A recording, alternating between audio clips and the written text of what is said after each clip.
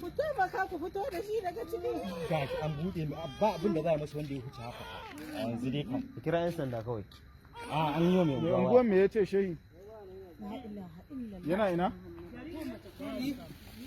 Inna lillahi wa inna ilaihi raji'un. Hada tsahabi.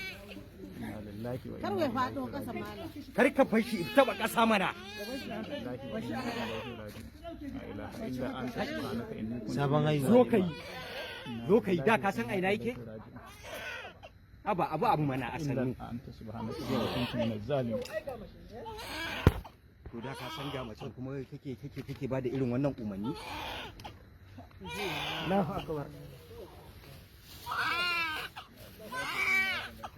Mubi ya ce nan ko?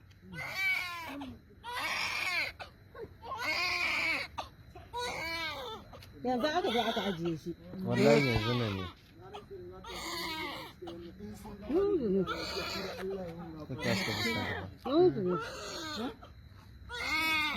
Namiji ne yaro. Allahu akbar.